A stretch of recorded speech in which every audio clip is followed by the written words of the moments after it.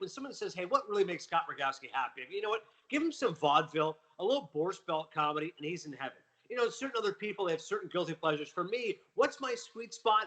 It's a depressing, dark movie about a sex addict. And for me, Shane certainly hits the spot. Steve McQueen, before he won an Academy Award for 12 Years a Slave, said, you know what? There's been a lot of feel-good movies about sex addicts along the way. Let's make one that's really despairing, really punches you right in the cojones. And that's what we had Shane. Michael Fassbender, really, and this is a balls-out performance, truly, because full frontal nudity, you get 10 minutes of the movie, completely gratuitous, unnecessarily seeing him full package and being like, all right, thanks. Didn't know I needed that. But equal opportunists. Later on, we get female full frontal nudity. Carey Mulligan, full muff, in the shower, disturbing scene. Fassbender thinks it's an intruder. He ends up barging and sees his wife showering. Not his wife, and it's his sister. They have a minute conversation. I want to ask you, as a man with a sister, because I don't have a sister, would you ever in your life have a minute conversation with your sister? Full frontal nudity.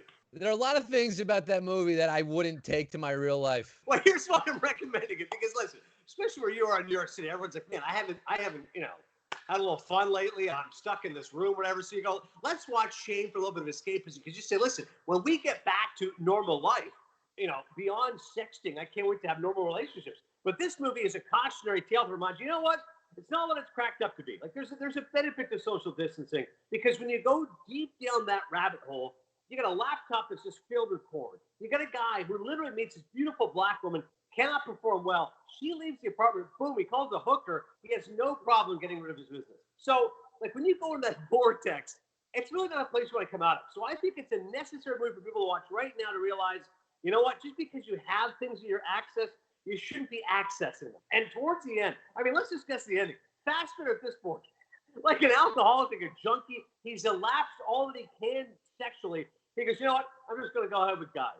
He just goes to a bathhouse, makes it with a guy, grabs his head, gets a BJ. Like, what is this movie all about? Fun for the whole family. Isolate Night with Scott Rogowski, live every Monday, Wednesday, and Friday at 9 p.m. Eastern.